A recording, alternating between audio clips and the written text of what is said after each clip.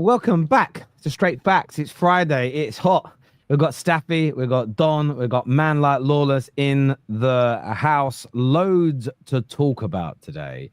Loads to go through, especially with the boys. I haven't seen them all week. We're talking Eze. We're talking Sesko. Big news this afternoon regarding those two.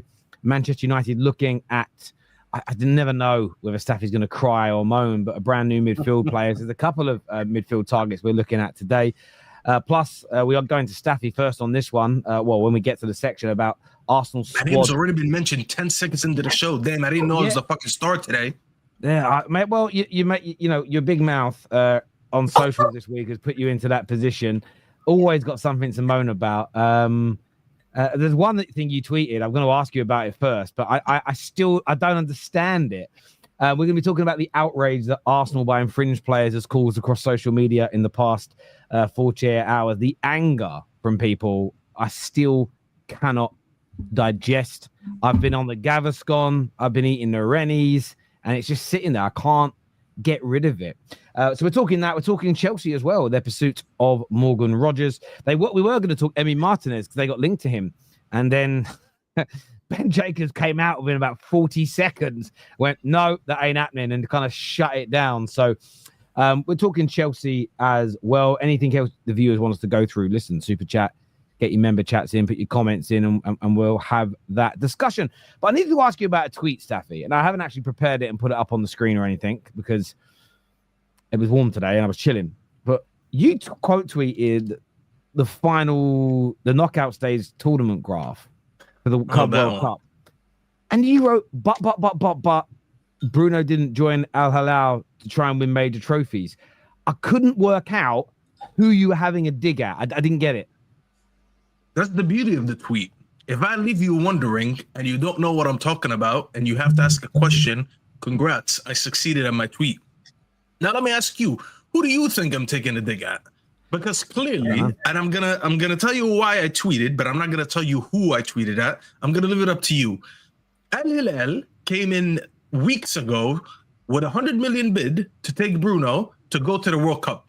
He said, after bullshitting his agent, by the way, sending him to Saudi Arabia for a mini vacation for no reason, got all his personal team terms agreed, and still said, well, I don't really want to go to Saudi. I want to stay here and I want to compete for high-end trophies or just play competitive football, really. Then, just ironically, Al Hilal go to the Club World Cup. They get second place in their group and they qualify to the knockout round. The last time I checked, the Club World Cup is a competitive sport, is a competitive trophy. It's an official trophy. The best of the clubs are out there trying to win that. We're not competing for anything. We just finished 15th. If you ask me who's more competitive between the two teams, clearly Al Hilal are more designed to win trophies than we are. They lost in the semifinal of the Asian Champions League, and now they have a chance to win the Club World Cup. Meanwhile, God knows where we're going to finish next season. So when I say, but, he didn't want to join Al Hilal because he wanted to win major trophies. I mean, it's looking like they have a chance to win the major trophy. I don't think they will, but they have a chance. So I'm sorry if the logics just don't align, but you tell me who you think I'm taking to the guy.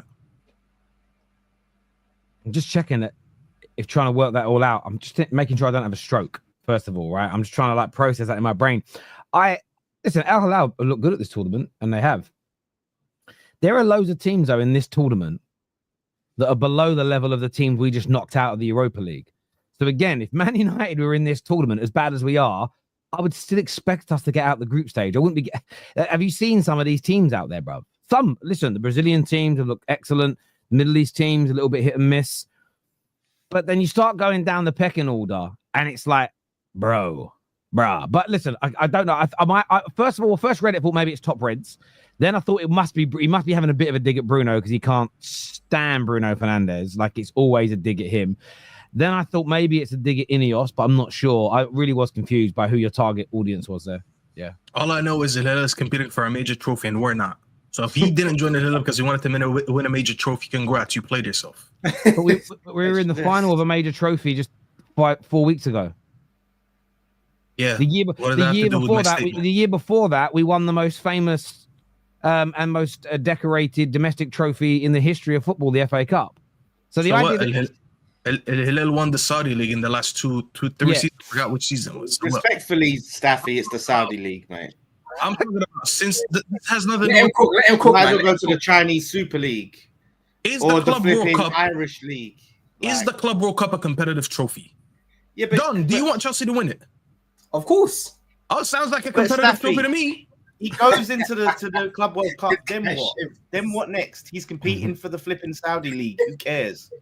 Who cares about that? Like, it's not about just the summer. It's about his future. He's not going to be competing for top trophies season on season out because he's in the flipping Saudi League.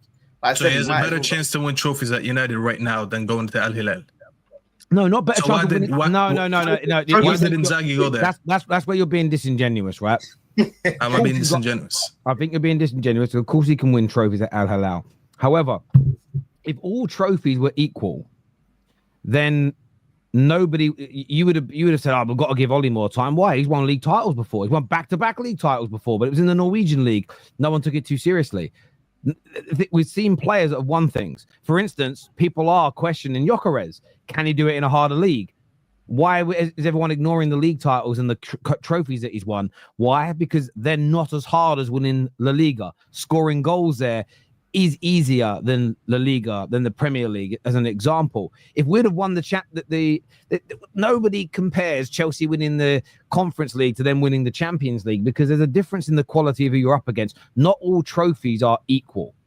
That's not what I'm saying. But that's why Bruno. But that's because you're being disingenuous. Bruno Fernandes wants to. In the end, decided to stay in Europe because he wants to have a chance of winning some of the biggest trophies in the world, as opposed to going to a league where even if you won the league 5 years running, there's a potential in 10 years' time nobody remembers outside of that country. Yeah, but I didn't talk about the league at first. I talked about the Club World Cup. If you want to dismiss the Club World Cup, which I'm not gonna lie, there's been this whole notion of European arrogance to begin with this competition.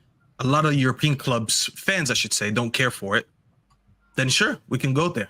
All I know is the Club World Cup is a competitive trophy. It's a major trophy. It's only one time, Staffy. It's there. Like, when's the next That's Club World one Cup? more time than what he's going to win with United, because Lawless don't even start here. If I tell you United is going to win anything next season, you're going to tell me no. Hang on a minute. Hang on. When you say this, though, right? Staffy's actually fighting this. You say there's no way you're going to win now at United. You could guess that right.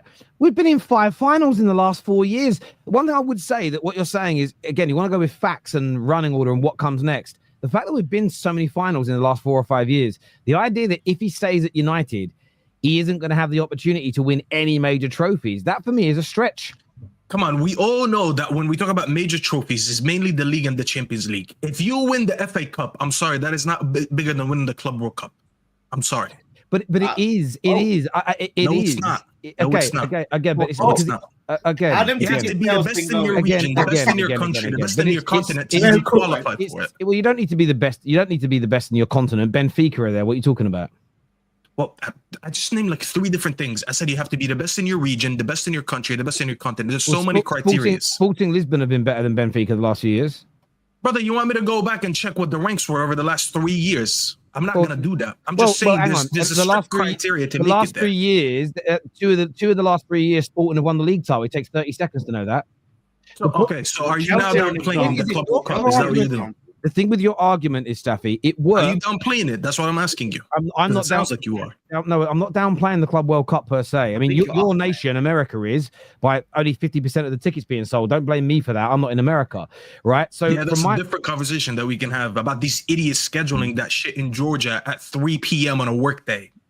Yeah, that's a different conversation about these idiots. If it was 3 p.m. on a work day in Germany, in France, in Spain, in Brazil, it'd be sold out. So don't blame the work. The game is in Georgia, bro. Do you understand how it is to get to Atlanta Falcons fucking stadium? Come on, what are we doing here? Oh yeah, America has no transportation. I've been there. Like at the end of the day, please. right? End of the day, whenever these tournaments, 4 hours on a fucking Tuesday to go watch Chelsea versus who the fuck? No, Europe is big. We had a Euros that was across the entire continent of Europe 3 or 4 years ago, right? So the Chelsea game I was at was almost 40,000 people. And it was in Philly. That's why. Hang on. I'm going to move on because I'm going to make it. That's because Chelsea were there. I'm going to make a little bit of a joke, right? I'm not dismissing the Club World Cup, to your point. What I said about the Americans is a bit of a joke. Bruno Fernandes should not be basing his next 4 or 5 years of his career on, well, I get to go to the Club World Cup now, and then after that, it's playing in front of small crowds in football matches that most people around the world are not watching unless Ronaldo's on the pitch. That is what he's angling at.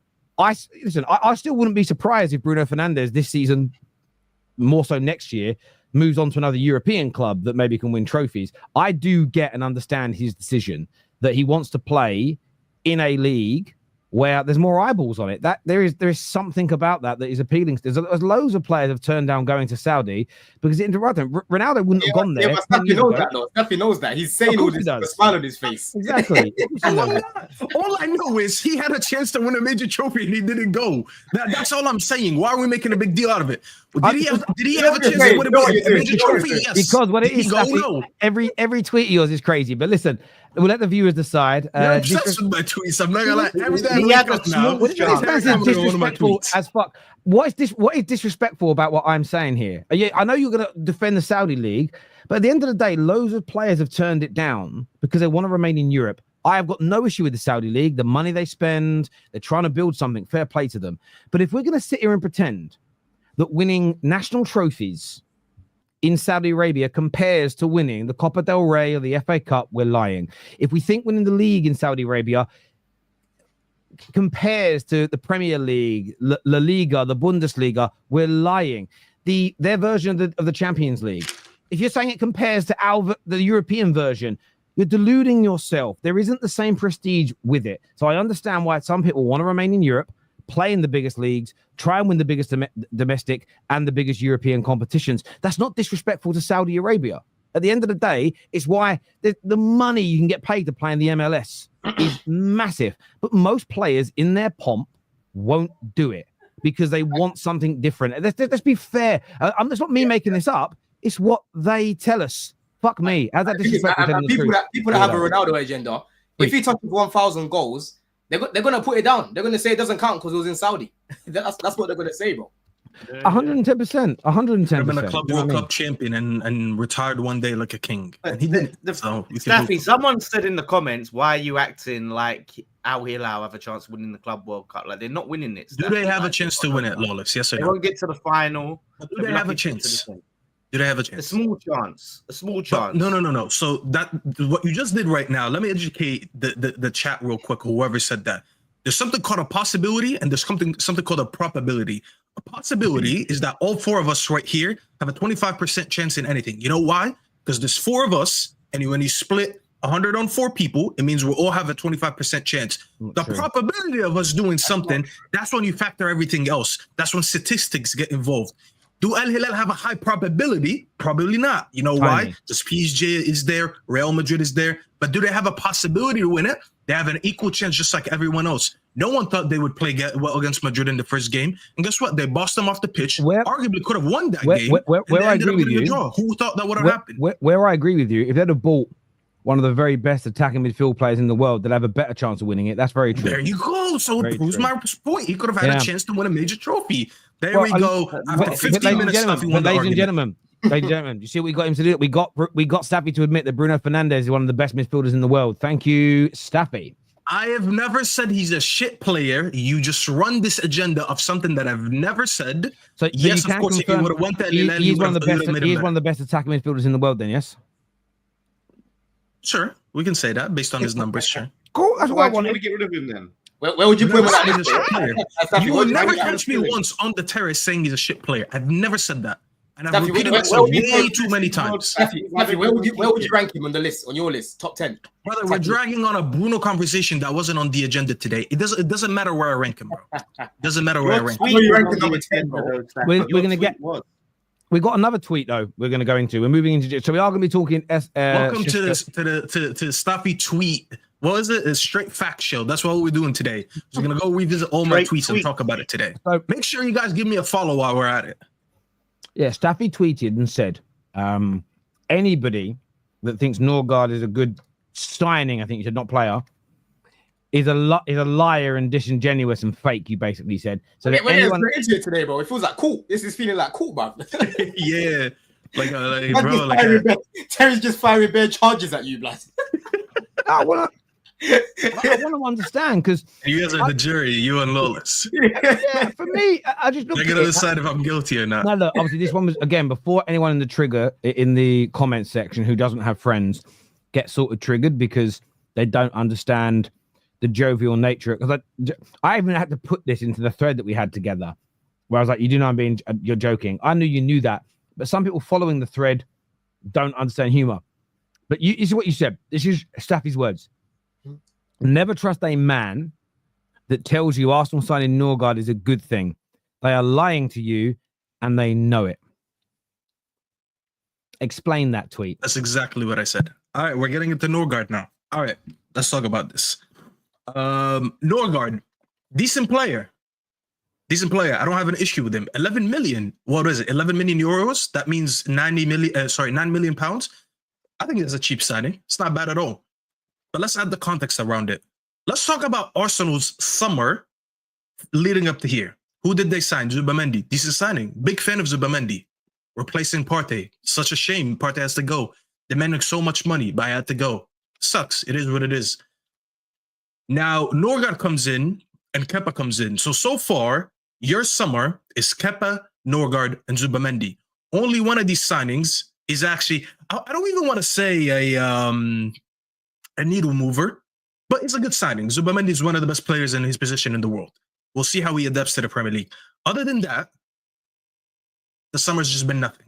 You're not addressing your main priorities. You're not going for the players that everyone, by the way, everyone who's going to sit here and going to cry and defend Norgaard, none of you guys spoke about Norgaard in the last couple of weeks. No one mentioned him going into the summer. No one mentioned him going into this season. And I'm talking about Arsenal fans specifically because they know their team needs. When you look at their needs, none of their major needs has been addressed. What are their major needs? An attacker, a left winger, arguably an attacking midfielder, which, by the way, good link with Eze. We'll speak about this later, and I'll actually give it some praise. Those three signings outside of Zubamendi, I'm not moved. Now, why am I not moved? Who are they competing with? They're not competing with me, because when I tweeted that, people were like, oh, but he gets in United's midfield. Who's talking about United? What does that have to do with United? Let's talk about who they're competing with. They're going head-to-head next season, supposedly going head-to-head next season to win the league against who? Against Liverpool and against City. Now, who did Liverpool sign in their midfield? Wirtz. Who was their starting 10? Szoboszlai. So Szoboszlai, who's already a very good player. A lot of people, maybe a few people don't rate him, but he's a very decent player. They have already a good midfield between Gravenberch, McAllister, and Szoboszlai. Then they add Wirtz on that. Then you go to City. Who does City have? Who does City sign this summer? Reinders, the best midfielder in Serie A. Who else? Ryan Cherki, who's been fair to him. The first game he kind of struggled in the Club World Cup, and then he's balling out the 2 second games. Who do they already have in that midfield? Rodri. These two teams, who I think have at least equally as good as a midfield that Arsenal had last season, if not better, added major improvements. And you are adding Norgaard. What does Norgaard even do? He's a ball winner. Fair to him. He's a leader. He's been in the Premier League. As I said, the signing in isolation is not that bad because 9 million for a player like him is not bad. But where did you move from here? Did your midfield all of a sudden become better than City and Liverpool? No. Did you buy a needle changer to come into this midfield and compete with Odegaard, who didn't even have a good season last season?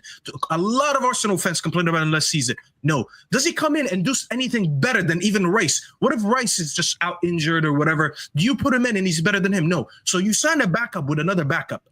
I don't like that signing.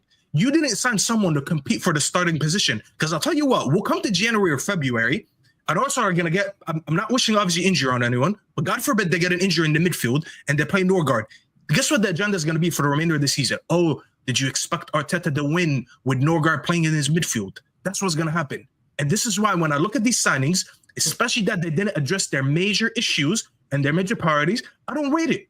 If they would have signed a striker, a left winger, an attacking midfielder, and then this guy just he's the condiments on the side, just nothing major. No one would be batting an eye. Their summer so far has been underwhelming. So Norgaard's not a good signing because they haven't signed players in the order that you think they should have done.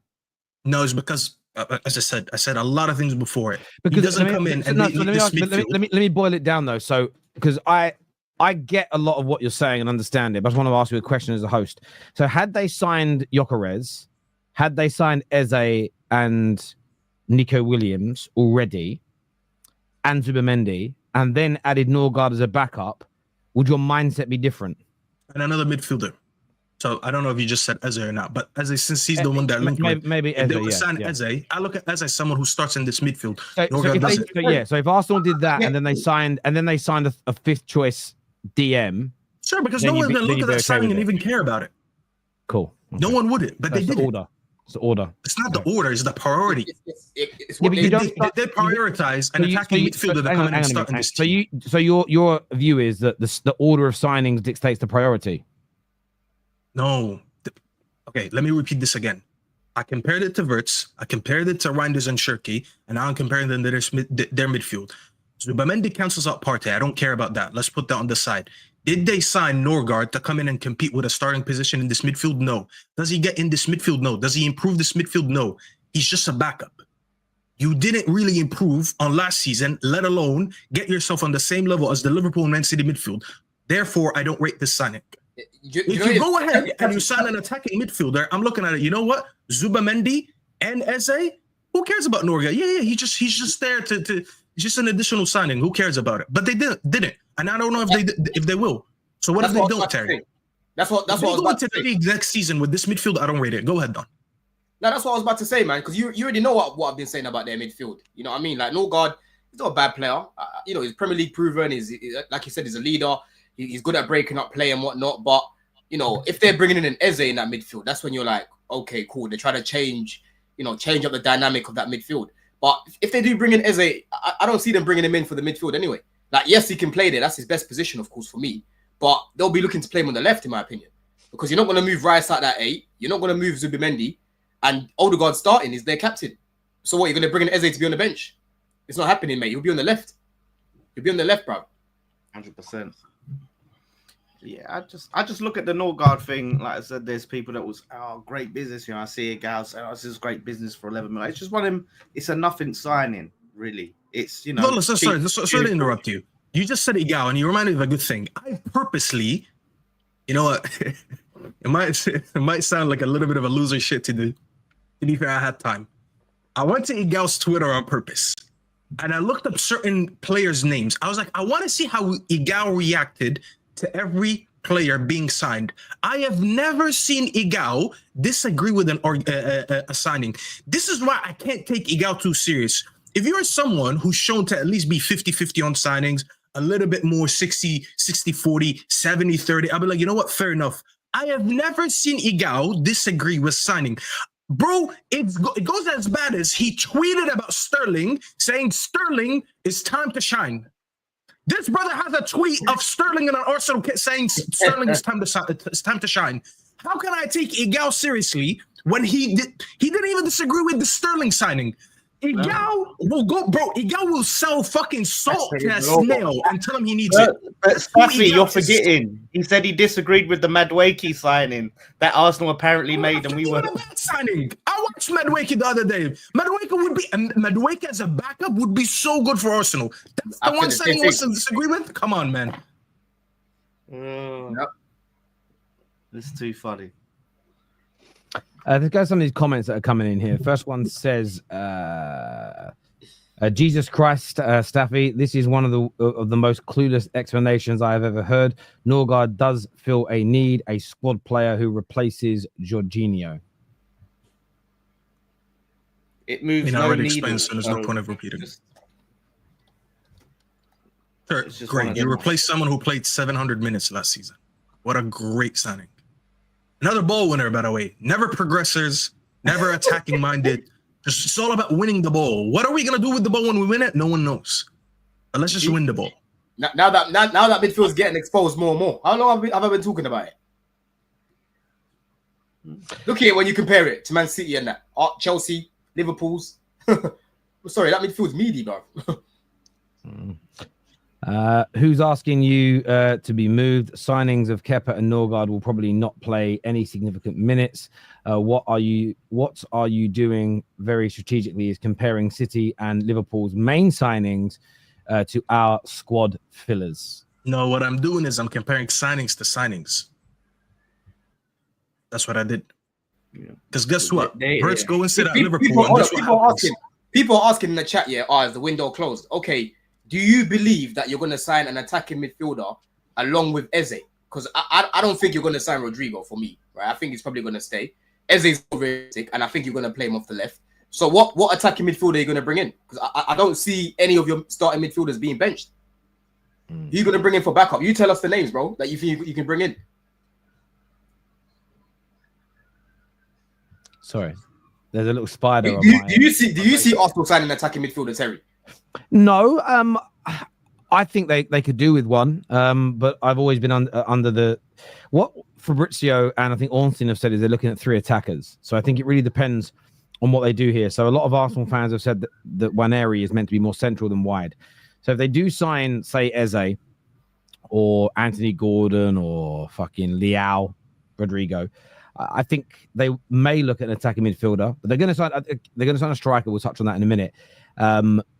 If they do get a backup for Saka, I think that will then see Waneri play more centrally. And if they're going to give him more game time centrally as an attacking midfielder, they may not necessarily need one because we all know that kid is really talented. So if they need a backup attacking midfielder that can challenge Odegaard's position, they might want to do it with him and then buy a backup to cover Saka's role. That's an option. What I would say is I have noticed a lot of people moving the needle on Arsenal's transfer window. All that was shouted about is they need a striker. Now everyone knows they're going to get a striker. It's they don't get an attacking midfielder, I'm going to slag off their summer. So I do think the striker is the most important position for them. I think left wing is the second most important position for them. I actually disagree. I do think it's an excellent little signing. But again, the word excellent triggers people because they think, well, I think Cherky was excellent and you can't compare the two. Well, that's because you're listening to the language as opposed to the framing. And for me, I think he's a really good Premier League player, Norgaard, for what he does. He's in the specialist role that he has. And I actually think if you look at the way Jorginho was being used, coming on in games sometimes when they're trying to stop conceding and see games out, that wasn't really Jorginho's speciality at his age. He was losing that physical battle. Norgaard's the opposite to that. So I think he'll have some really good games for Arsenal in that role, doing what he's a specialist at doing. So I don't see it as a bad bit of business. Equally, I won't judge the totality of Arsenal's window yet until it closes, because it looks like they're doing the reverse maybe of Liverpool, which is signing a lot of the fringe players first and then moving on to the bigger targets later. The only time it becomes problematic for me with Arsenal is if they start going deep into their pre-season and the striker isn't there, the left winger isn't there, the potential new attacking midfielder's not there, because you're not getting that early integration. Because I do believe Liverpool and Arsenal have a slight advantage over Chelsea and City going into next season, and that's that they have full pre-seasons where you guys have a bit of a broken one because of the World Club Cup, personally. This here says Staffy doesn't understand how transfers work. Clearly, chronological order does not correlate to priority, is what Sage Wayne says here. If only I said the word chronological order, but I didn't. So, yeah. Jorginho played 700 minutes last season. Norgaard replaced him. Great upgrade. What Staffy is saying is exactly how I feel, is what D. King says here. You're not allowed to feel like that, bro. I'm waffling. Can't feel that. No guarantee Arsenal will sign any attackers. Well, I think the whole world, if they don't sign a winger or a striker, then I just don't. When you say there's no guarantee, I think it's as close to a guarantee as you can get in football that they're going to sign some attackers. I don't think anybody believes they're not going to sign attackers, personally, mate. Facts don't care about your feelings. Arsenal are bluffing. Bluffing or what? You think they're not going to sign in top? Do you think this is it? It's a bold claim. No, I think he means they're signing these, squad players as they're bluffing, like they're not going to sign someone, then they're going to go and do a madness. I think that's what he's trying to say. Which, yeah, bro, City signed Reinders and they demoted Kovacic to their backup. Kovacic is a very good backup. You don't just keep signing backups to come in for other backups and no major signings. You're not feeling their starting front three, Staffy.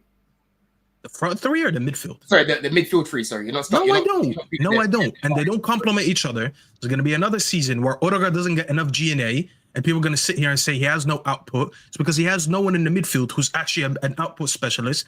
You're going to have Royce get criticized for not being good on the half turn and good passer. It's because they don't want to sign a progressor to come in and actually in certain games where they play a low block or a team that sits deeper and he gets exposed and people sit here and talk about him being shit. We've seen that before. I've seen this movie before. The midfield hasn't improved. Their numbers last season proved that they're one of the worst teams in progressing the football from the middle of the pitch. And what does he go and do? He goes and replaces Partey with another ball progressor, so it kind of cancels out each other. And he just signs another ball-winning backup instead of Jorginho. And I'm supposed to lap it up because he's better than Jorginho. Come on, man. When you don't win the league again, just know why. Just know why. It's because you don't want to challenge this board. You don't want to challenge Arteta. You don't want to... Even Berta, bro. Berta is moving like a fraud already. I'll be honest. What's the difference between Berta now and what's his name? What's the Brazilian guy? Edu. He's doing the same thing, bro. He's doing the same exact thing. Oh, let's just go sign Norgaard because he's friends with Odegaard and the national team.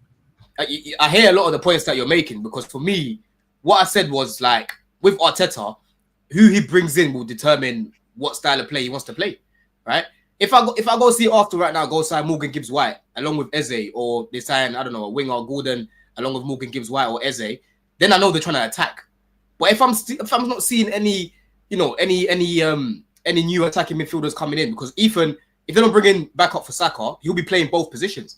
And last season, he picked up a few little knocks in that as well, bro. He's still growing right now as well. You know what I'm saying? I think they could do with another attacking midfielder in that midfield. So I hear it. It's like the style of play, that midfield three. Again, you're playing Rice for me out of position. He's done all right there. He's done all right there for a guy that's not naturally an attacking midfielder. But you could definitely elevate that midfield even more. Yeah, and Staffy makes some good points, bro. You're looking at Wirtz, one of the best creators in the world. You're looking at Cherky, one of the best creators in the world. I've spoken about Chelsea's midfield many times. And then you go look at that midfield. I'm sorry, bro. There's other teams that have better midfielders than Arsenal's, right? I think Newcastle's midfield's better. I think that's got more balance. I think Aston Villa's midfield's better, like I've said before. Tielemans and all these, man, bro. Yeah? Rodgers and that. So you rank Liverpool's, Chelsea's, City's, Newcastle's, Villa's above. Are Arsenal 6 or are they below anybody else? Oh, I need to think of other teams, but I don't put them in my top 5 midfield. No way. When you're progressing the ball at the same rate as United and West Ham, and you're looking at who United and West Ham have in their midfield, that's disgusting. That's disgusting, bro. Yeah. As a West Ham fan, that is disgusting. It's disgusting, bro. We don't even cook Odegaard because they cook him themselves. They cook him themselves, right? Partey was their best midfielder for me last season. So it will be interesting to see what Zubimendi does when he comes in, because I think it's good. Very good at just getting the ball and playing what he sees. But when you get the ball from Zubimendi, you have to be able to do something with it. What's Odegaard going to be doing when he gets on the ball? What's Rice going to be doing when he gets on the ball? Is he going to be creating consistently, bro? Is he going to be scoring consistently, bro? Let's see. You know what I mean? I just look at that midfield and I don't think Arteta sets it up well. I'll be real. I think they've got the players in that team to play a 4-2-3-1. This year says lies. Zubi is a clear upgrade on Partey. Relax. So all of a sudden now, Zubimendi is clear of Partey, who was your best midfielder last season. Because Partey now is gone. Now you're gonna sit here and pretend that he was shit. All right. That's classic Arsenal. It's honestly embarrassing at this point. It's embarrassing. And I like Zubimendi, by the way. I wanted him so bad last summer when we were going for Ugarte. So I'm not even sitting here and talking shit about Zubimendi. I like Zubimendi. If anything, Zubimendi is a better ball winner than Partey. I'll give you that. But to say he's clear of him. Staffy, you know what kills me though? It's the way they fight. They try to convince you. They try to convince you to rate that midfield. You need to watch other teams other than your own. Then you'll see what your team's missing. Because I watch your team week in, week out, and I see that medium midfield most games, bro. I see how your right wing FC. You go to the right hand side. That's where Saka is. Yeah. You neglect that left hand side. That's where you want to go bring in an upgrade on that side, right? Your team has been stale for a minute. You're yet to replace Xhaka, bro. You know what I'm saying? And the quicker that you lot accept that, the better. You don't like to cry, bro. You like to cry and act like we're just dreaming what we're seeing. Well, listen, you man that say your midfields are better, you better all be finishing above Arsenal next year. Midfield, the most important part of the team. I don't want to see I don't want to see this midfield finishing ahead of everybody else's again. Terry, what's the midfield? Hold on. No, Lawless. Let me just land my point. What's the midfield supposed to do if they're consistently creating for guys like Nunes and guys like Jackson and they keep missing, bro? Right? You still need to be able to finish the chances that they're creating, right? Because I saw Palmer creating a lot of chances last year, they're being missed. I saw Enzo create a lot of chances last year being missed. That don't mean they ain't done their job.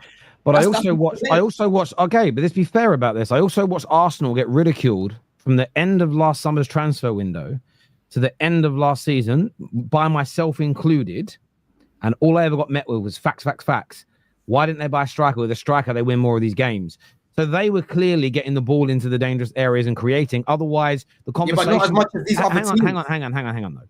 If Arsenal were not in a position where they should have been winning these games, the conversation would not have been they need a number 9, a goal scorer, prolific goal scorer, prolific goal scorer, prolific goal scorer. It would have been that the main talking point. Nobody denies they need to add more creativity. I'm not going to sit here and lie about that. But the main point of criticism was no striker. It feels now that Arsenal are moving on to getting either a very good or a top-class striker. Now it's got to be that midfield is dead. And it's I'm telling you what it comes across like. It's coming across like the needle is being moved and the bar is being raised, because I didn't hear as much of it. Now, there are Arsenal fans that go, I'm not saying you it mean wasn't criticized.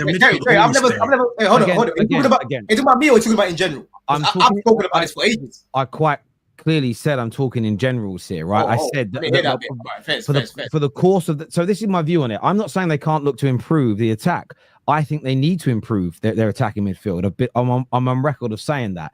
But when it comes to talking about how good or bad their midfield is, I still think they create enough chances. Yes, they may not have all the stats in the right place. They don't progress the ball enough in certain areas. And I think they need to look to improve on that. There's no doubt. I think Zubimendi, though, and the thing with progression stats is a player like Zubimendi should make those stats look a lot better next year, because he is a kind of DM that when he picks up that ball, he likes to feed it forward. He likes to move that ball forward. So when you start... Partey did, but I think Zubimendi's better at that. So what you might find next year is though, just based on just my eye test, I like the way Zubimendi does it. I watch what he does. I think he's going to progress the ball a lot. Especially when I watch Zubimendi play for Spain. Zubimendi struggled to advance the ball 2 games against United, and he played a midfield of Casemiro and Bruno. Again. So if you want to go by eye test, that's what the eye test showed us. And I like Zubimendi. Hang on, but you just missed the key fundamental on what I said, because your brain stopped working for a second because you got angry, right? I'm not angry, bro. Don't tell me that I'm angry. I know if I'm angry. I literally said, especially when he's in that Spain team. When he's in that Spain team, he's got better quality around him. I see him move that ball so much better than when I saw him play for Sociedad. And we all know that's the case, right? That when you take a player out of an average team and put them into a better team, you can see an advancement. And we've also seen it work in reverse, right? And we've got famous examples at our football clubs. You take a player like Wes Brown, you put him in Sunderland's team, he looks nowhere near as good instantly, even though he was a lead player for a few years at United and never looked out of place for us. So I think you'll see a better player there. But the thing with the progression stats, all it's going to take is a few players passing the ball forward an extra 4 or 5 times each game for that to accumulate. Sorry. Let me just finish. Over the course of the season, I still think they got the ball to the edge of the box on a large amount of times last season. I still think their biggest issue was not having a number 9 that scored goals. And I think they either need to get a 10 that scores more goals or creates more, and a wide left player who scores or creates more. Because I don't think those players did it enough. So they didn't do it enough. That's the point you keep missing. If you're competing against a Liverpool and a Man City right now, Cherki and these sort of players have got Salah, Wirtz, and that, they are going to create more chances than Arsenal, because they've got better creative attackers in their team, right? Mm-hmm. And they have Haaland, Man City have Haaland, and then you've got Marmoush and these man, and then you've got Liverpool. They're looking at Isak. They go and get Isak right now. It doesn't matter what Arsenal do in terms of bringing in Sesko. That midfield is not going to outperform those other 2 teams for me, right? I think those 2 teams would create more chances than them, which ultimately means that you've got more chances to win more games. How many times this season have we heard Arsenal fans and me talk to you about how they struggled to break down the low block? Well, you're seeing Rice. Hold on, you're seeing Rice getting on the ball. Man's trying to do scoops. You can't do scoops. That's not you. Yeah, you're trying to do scoops, right? Sorry. And you've said it yourself. You wouldn't really talk about Rice's creativity. You would talk about his defending. Like what he does off the ball, right? I agree. So that's the point that we're making. When you're trying to win the league, you have to have a better setup and better players than what the Man City and the likes of Liverpool, bro, because they're the main 2 that you're going to try to beat. So what I would say to this is that, though, based on the original point of this little thread on the debate, you said that our midfield's better, but we just didn't have the people putting the ball in the back of the net to enhance us up the league table. Yeah. But if Arsenal are not even creating those chances, they should still be behind you in the league. I never said they don't create chances. So if your midfield is teams that are going to be hang on. If your midfield is progressing the ball more and creating more than Arsenal's, if they're not even creating the chances, their situation is worse than you having strikers missing the chances. Surely, bro, they've been clinical. If you go check the comparison between Arsenal and Chelsea, bro, they outperformed their XG on a mad one. With us, only Southampton at one point in the season had a worse conversion rate than Chelsea, bro. That's how poor it was, right? And what we only scored 5 less goals than these guys. Yeah, but that's the whole point. They only scored five more goals than you, and they're not creating chances. Like, they creating, but they're not creating to the same levels as the Liverpools and the Man Cities and even Chelsea, bro. That's fair. How did everyone in the Premier League fumble Michael Lee said? No one did. Chelsea tried to get him, and he said no and went Bayern. Like, no one fumbled. Chelsea did, to be fair. No, the year before he said yes, and then they nearly snitched on us. Then he said no the following year. Don't let D hear that, because he always says, no, we didn't snitch. That's why Lawless smiled. Arsenal fan here. Party doesn't do it regularly, most in our own half. This here says, Waneri and Dalman are Arteta's plan B. I don't agree that they are kids as they are kids, but why are we bluffing Eze, for example, and we need a striker and left winger before pre-season? You see what I'm saying? That profile player, hold on, Terry, before you come in, yeah? That profile player, that's the Arsenal that I know. That's the Arsenal that I grew up watching, right? Real technical players, because I used to call these lot baby Barcelona with how they used to play with Wenger, right? You had the Wilsheres, you had the Cazorlas, you had the those sort of midfielders, the Rosickis and that. Attacking technical midfielders. Well, that brings us nicely. We've got a lot of super chats to get to be fair, but it kind of nicely brings us into the conversation. Oh, I rattled a lot of people, didn't I, today? But I'm the angry one. Yeah, keep them super chats coming in. Obviously, they're linked. Arsenal are now linked to Eze, and let's talk about that advancing, especially if they can't convince or don't want to wait. I suppose is more the question for the situation with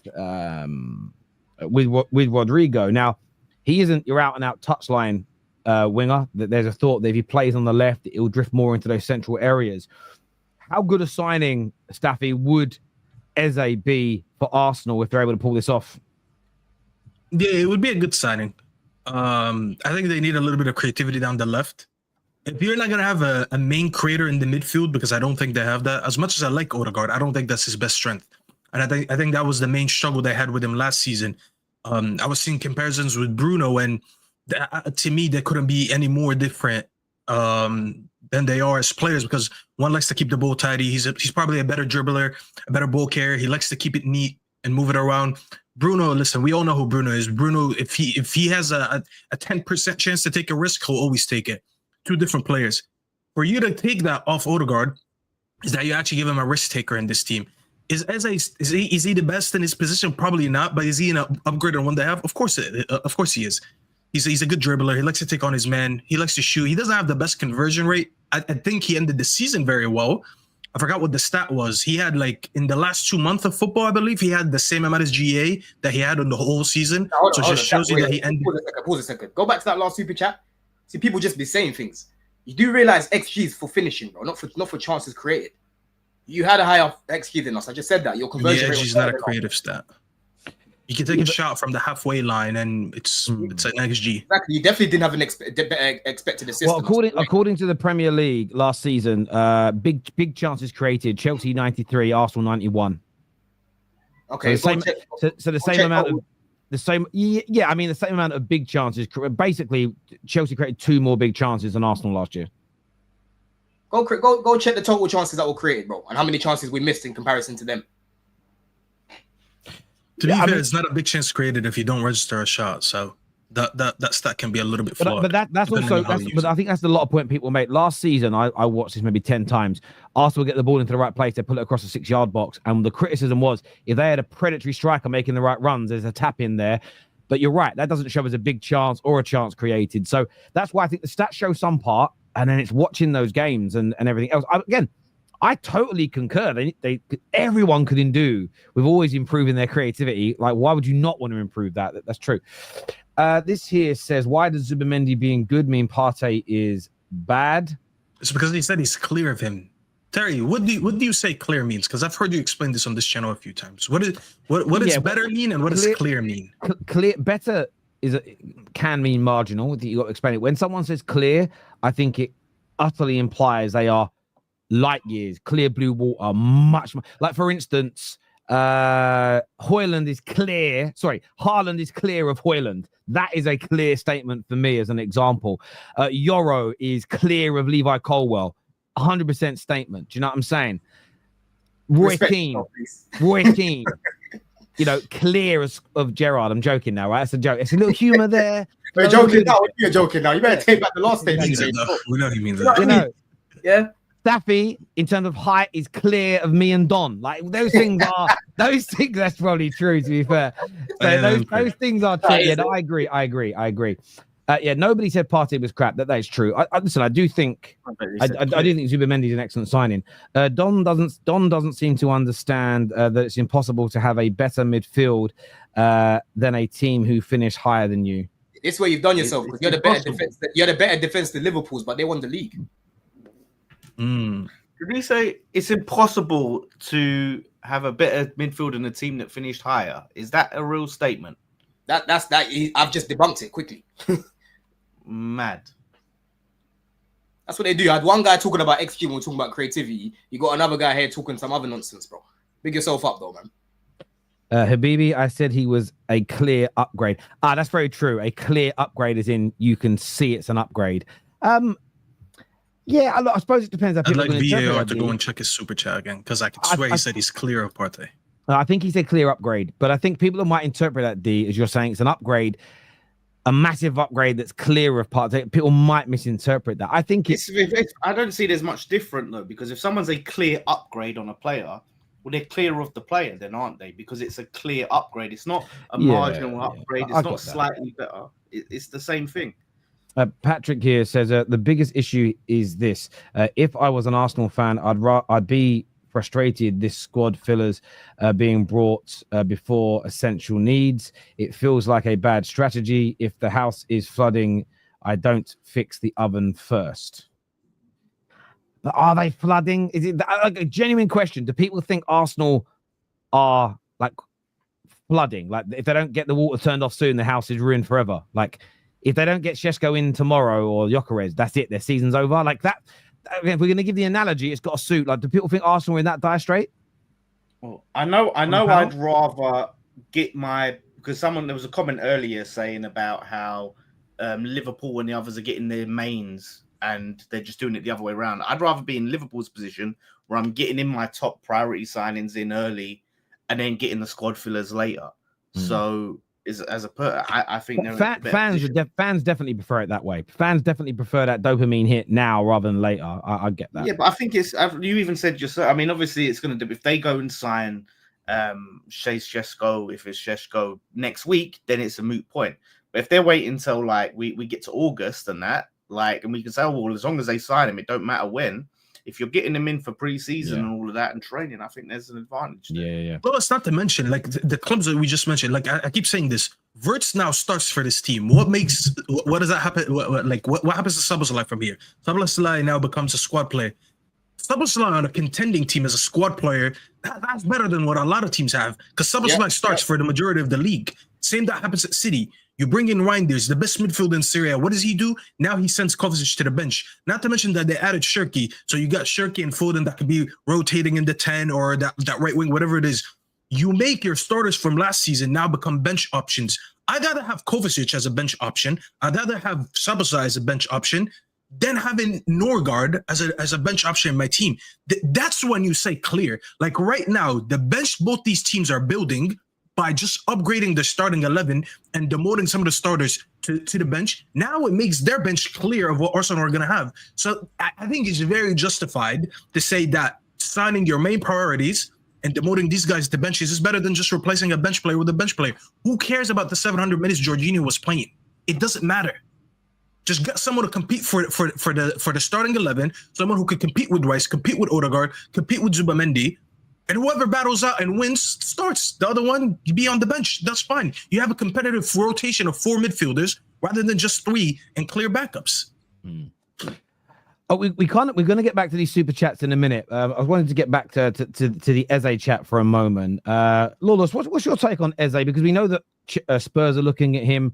They've done a lot of due diligence. Arsenal still want this Rodrigo deal, but they're not sure whether it will happen. Eze, how much of a needle mover do you think he'd be for Arsenal? Yeah, do you know what? If they're playing him on the left, which we think that they probably will, with the way Martinelli's been playing, yeah, I think it will be a needle mover. I think he's still young, exciting player. Obviously, someone we missed out on, and I'm still kicking myself over that. When I'm getting Ben Rama.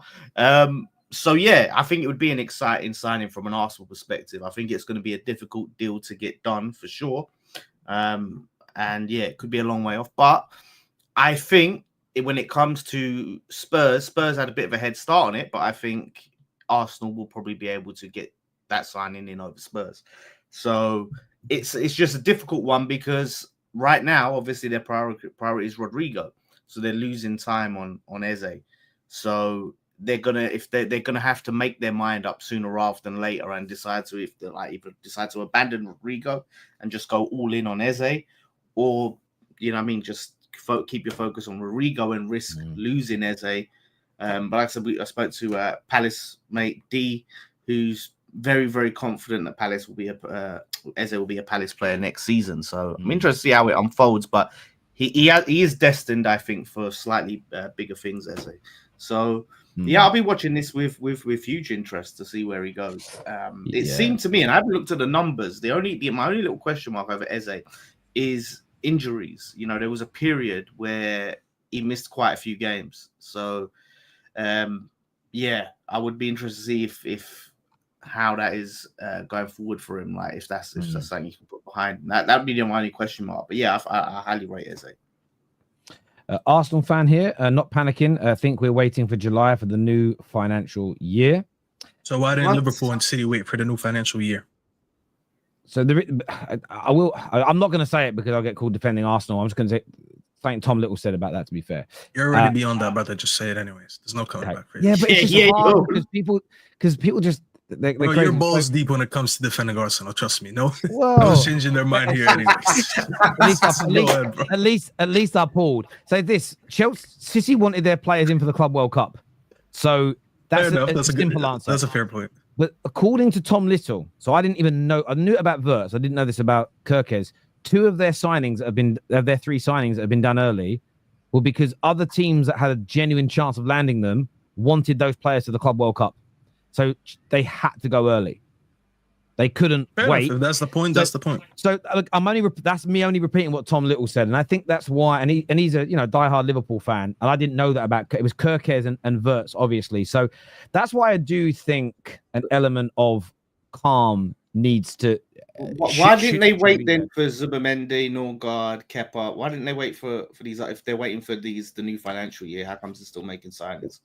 Well, I listen. I'm not the one who said that in its entirety. I think there's an element that, like Man United, I know for a fact, don't want to start registering any sales until the new financial year. I was about to say that because I know United for a fact want to wait for July, the new fiscal year, where they can register some of these sales. Because now for the next year, let's say we sell Garnacho, your PSR just goes up like this. Rashford, your PSR goes up like this. So you're set for the new year. So I agree with you. So there's an element of that. And the problem with it is that there's so many things that go into this. The problem is you're not allowed to suggest them because the only thing that's acceptable is to say horrible things about Man United or Arsenal.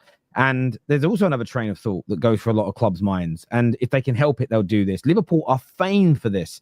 Well, why sign a player at the end of May when I could sign him in the middle of July and you save a couple of £1 million in salary that you don't need to pay a player between that period, especially if they're going from 30 grand a week at Brentford to 150 grand or 200 grand at your club. There's all these little things that play into it. Plus, what has slowed Arsenal down with the striker situation? I don't blame Arsenal for it. Both clubs have whacked the price up. of players and they're not stuck to what their initial valuation or the gentleman's agreements were. The fact that Arsenal won the race for both Sesko and Gyökeres want them right now because no one else is chasing after them. Pre-season hasn't begun. There's no need for them to go, right, we'll pay the 20 million extra you're asking for when the player's just going to be sitting on a beach. So I do think, and in 4 weeks, if they're still not done it, they'll go, see, that was wrong. But yeah, it's wrong now, but it wasn't wrong at the time. At the end of the day, Arsenal would be fucking stupid to pay 20 plus million pound more for a player when they don't need to. And I stand on that. The only reason they could give logically to just do it now would be it makes our fans happier.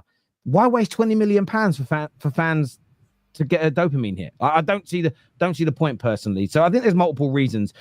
I also think that because I think if Sporting or Leipzig would have gone, yeah, there you go, we'll give you your price. I think they would have done that deal in this financial year, and they still may with a few days to go. But I think there's multiple things at play.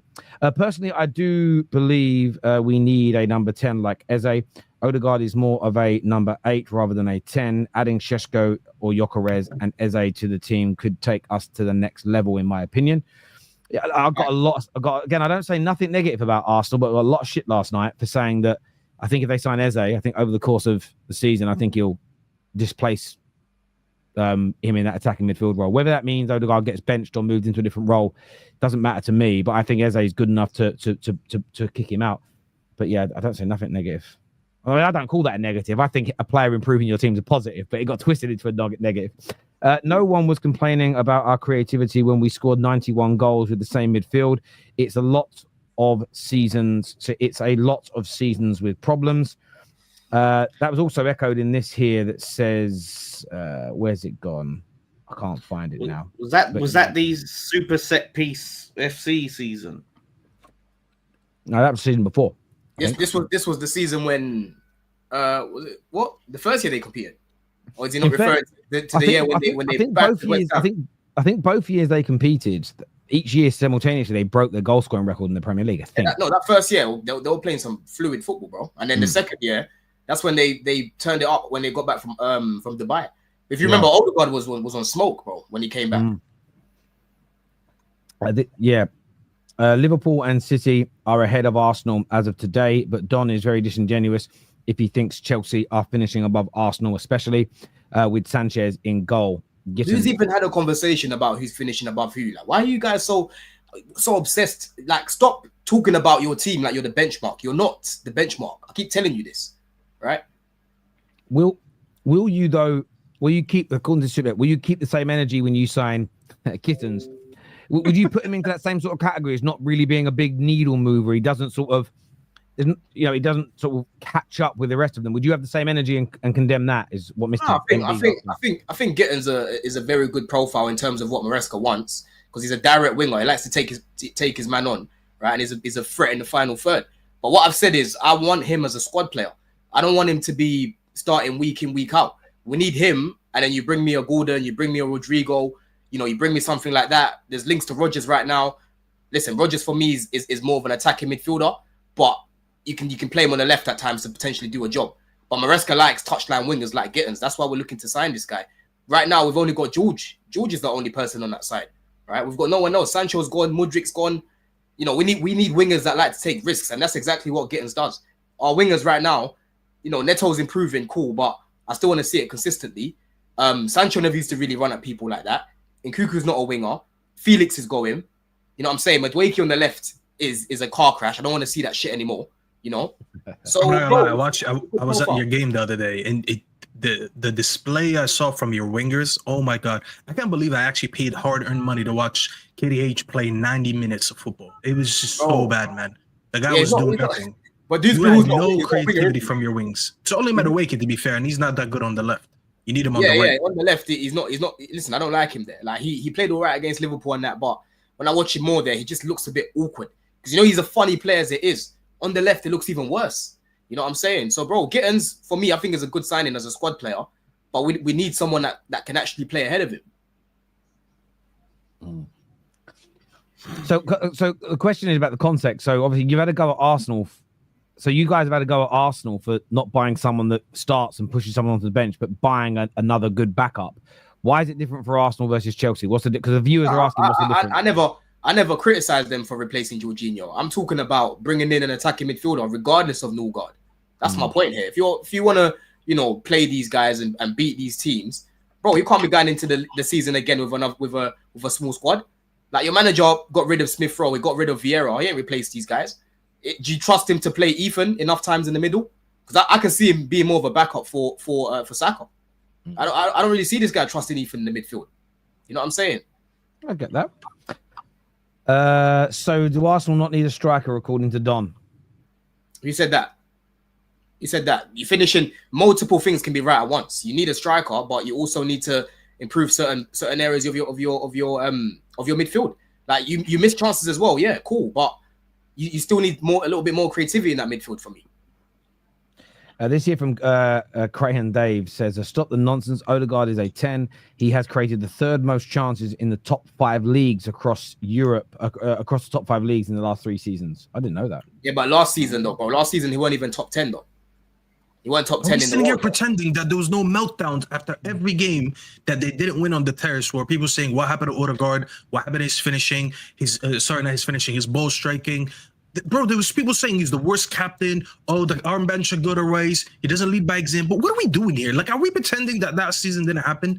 We're going off the most recent evidence that we have. And the most recent evidence is that Odegaard is not that type of player. I like Odegaard. I defended Odegaard. But if we're going to sit here and pretend that he's a risk taker, then I'm sorry, you're talking about a different player. No, exactly. They've been cooking him. Now they're here trying to make it out like he's been on some KDB stuff. This here from Terrence. He says, I know chances created last season. I think go back to the other one. You didn't read the other one. You didn't read the other one. What did that one say? Oh, sorry. Quality of midfielders is not on par with Liverpool and City's. Nope. Include us in that as well. You're so funny. Am I capping? No, it's not that. It's the way. When you guys play football, I don't know if people did this in America, Staffy, but when you played football in England when you were a kid, I only saw this because I was watching a netball game the other day and somebody did it. And I remember us doing that at school, where someone would win a tackle, right? Or pay a really good pass that breaks a line, and there's another good pass and a cross, and someone scores. And the person who made that really important tackle or pass goes, "That's my goal. That's my goal," even though they didn't score. Do you remember that? I forgot. And that's kind of what you did there. No, people keep missing us out.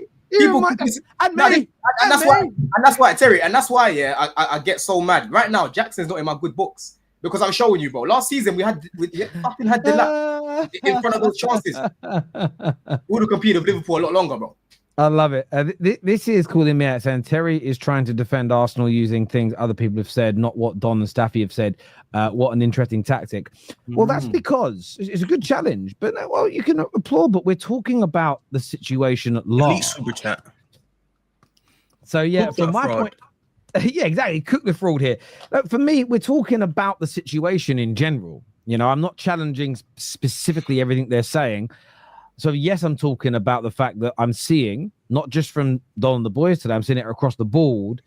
The goalposts get slightly moved around. What's the most important thing for Arsenal? I've seen it move away from striker to creativity. So yes, I'm bringing up things other people have said. The issue with this, I know Staffy's joking, is that you started celebrating when these guys brought up Igal.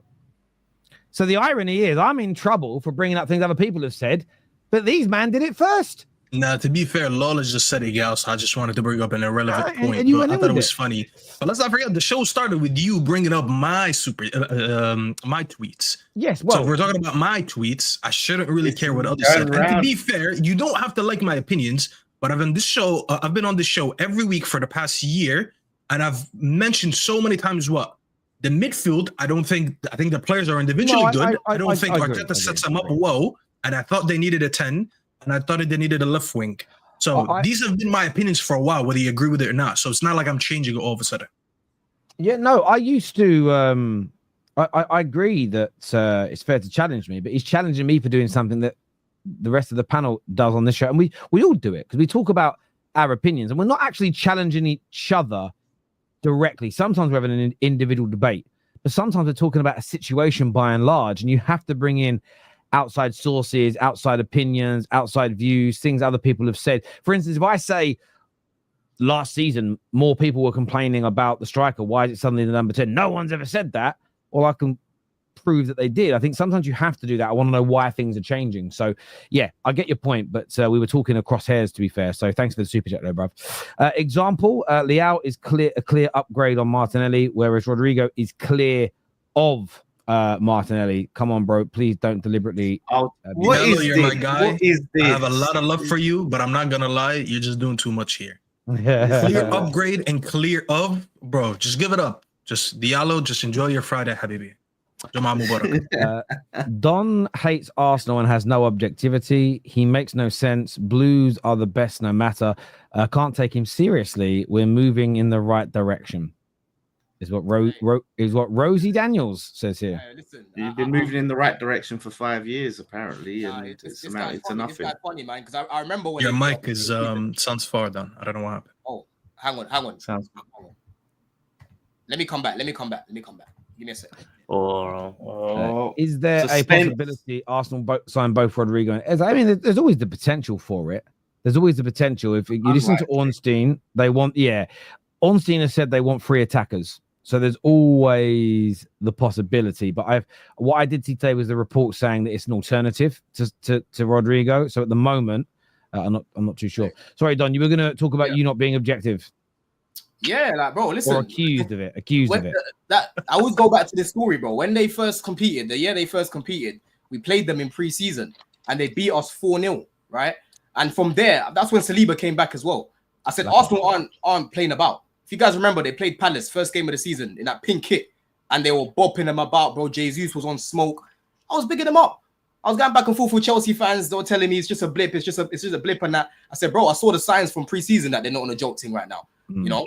I bigged them up that first year. They bottled it at the end. I bigged them up the second year. Second year, actually, Terry, I told you that Saka and that aren't performing like what they did last year. But second half of the season, they were very good, right? And then this year, you haven't been great. And I've criticized you for that. So I just call it as I see it. That's what it is, bro. So because of one bad season, he's a shit attacking midfielder now, is what Dave says. Don,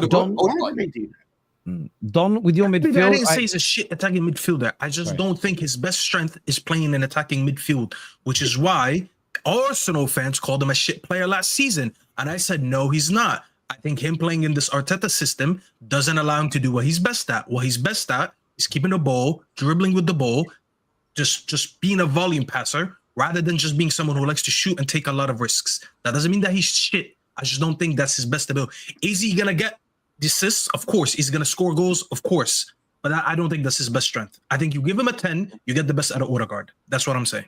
That's a very common comment I'm seeing from Arsenal fans. Any player that you criticize, it's like, so they're shit, yeah? So they're a shit player, right? That's what you're saying. I never said that. Literally all of last season, I was defending him from being called shit. The amount of Arsenal fans that called him shit, I said, no, he's not shit. Arteta doesn't get the midfield set up good enough to enable him to do what he's best at. If I thought he was shit, then I would have even been saying that last season. He's not shit. Odegaard is not a shit player. This here says, Don, with your midfield, I expect your team to steamroll Arsenal both times you play us because your mouth is writing checks your team can't cash. Listen, my team's biggest problem last year was our finishing, bro. You know what I mean? And right now, Delap, we need someone else, but, bro, we've sorted out a big problem we had up there. Fans always say it's not our money, so why do we care? The owners will say it's our money. Why do you care? The paperwork for the signings have not yet been submitted. It's when you register the players, it'll be done. That's also true. I don't think any of Arsenal's players have actually been officially announced yet. It does look like they're sandbagging them for one reason or another. We wait for the accounts to come out. But the Zubimendi one's interesting because what I was told by Sammy McBell and by Jacob separately, it's something to do with some tax associated at it. I think it's more to do their end than it is Arsenal's in terms of when they're something like if they do it in the new financial year, it saves them a massive tax bill. But they can't publicize they're doing that because you're not allowed to publicly state that you're sandbagging business so that you get a lower tax bill. Do you know what I mean? You can do that for your trading accounts, but you can't do it for tax purposes. And you know, in Spain, they come for people that evade their tax bad. You know, you've seen what they've done to the players and managers out there. They are hot on that shit. Don is like a mosquito, makes a lot of noise and says nothing, just annoying. That's harsh. Isn't This guy. Hey, you see what I mean? Like, that's what I'm saying. If you want to hear, You know what? Give it to him. It's like a super chat. Come on. Don, if he wants to hear, if he Don wants to hear, Mosquito. if you just want to hear glazing and your team getting slobbed off and that, yeah, just go and listen to Terry's takes and that. When you see Terry's thumbnails and that, you go click on that video, and then I'm sure you'll be sitting there with your legs swinging in the air, going side to side, bro. No, When I'm here, I'm here to say the realness. Why is it? Hang on a minute. Why is it just my thumbnails when since the day I did the Arsenal Scary and did this on my thumbnail, why is it that Rory Jennings, Henry Talks Football, Cass at Never a Foul, George has started it? Everyone's now doing it. Why am I the original? Why am I the one who gets shit? Because you're the trailblazer. You started it, so you're gonna catch more heat. Everyone copies my flow and they get But I should give you a compliment. I said you're a trailblazer. You're a trailblazer. My friends do it. I'll leave them alone. I see. Listen. By the way, I'm joking. I didn't create thumbnails of doing this. Right? People did it before me. But I see so many people do it. You're the first one to say Arsenal was scary. Everyone that does it, I meant it. The same way. I meant it. You was terrified. You was genuinely fearful.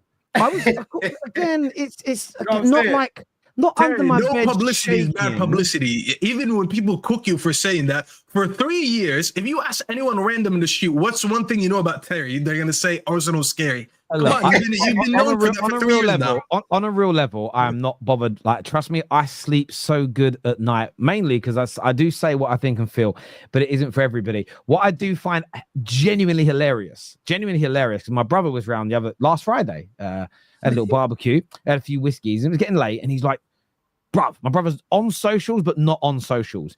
And he was like, why do you get so much shit from people that copy you? I'm like, what do you mean? And he went, he cited, by the way, I'm not including all the people I mentioned in this. Yeah, look at all these mugs, right? Because my brother's got no airs and graces. Look at all these fucking mugs.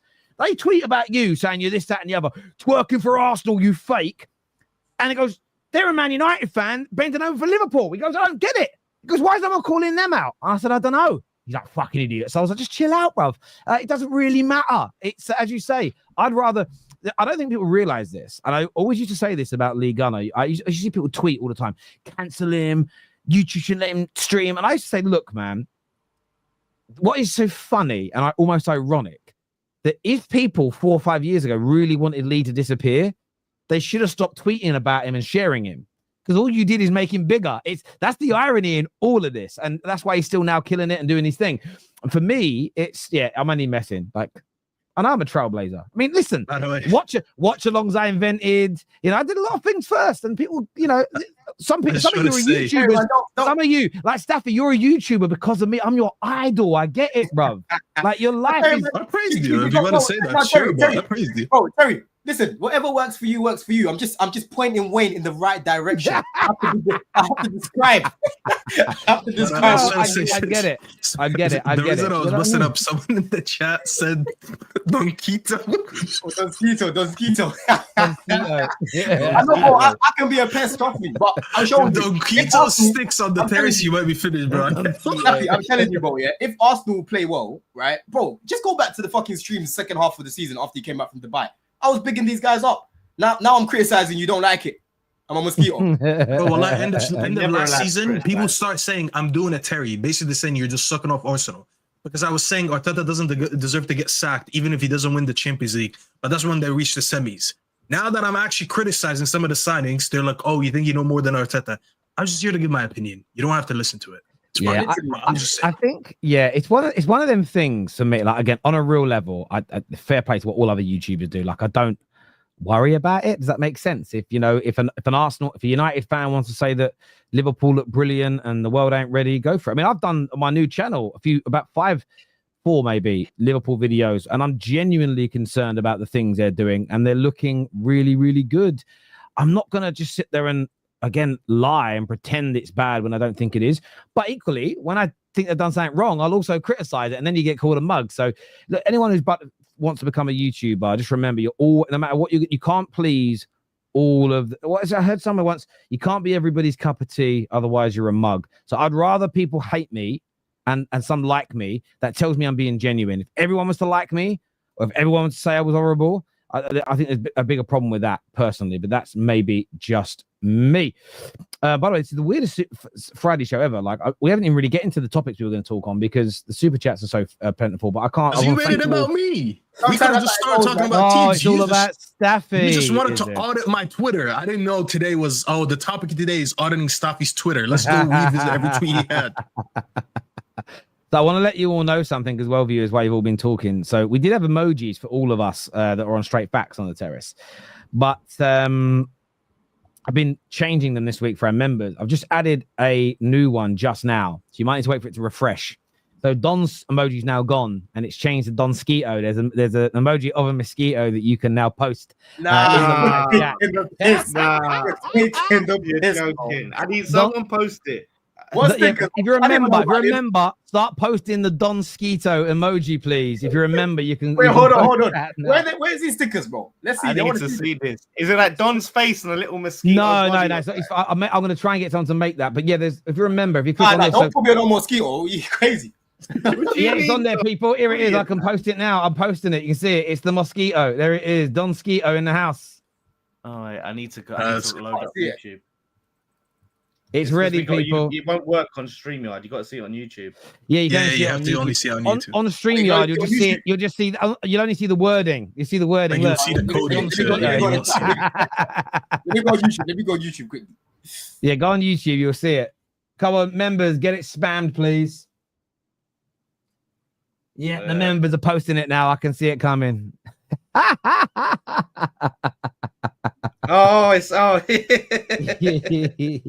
added some good new ones this week. Yeah. We put a good one in for you to get cooked. Wait, look where you started. You see, Wayne, I'm onto you now, you know. I'm onto you now. You see where you started, Wayne? You see where you started? And I know this guy probably in the gym as well. I know you're probably in the gym, Wayne. I know you're in the gym, bro.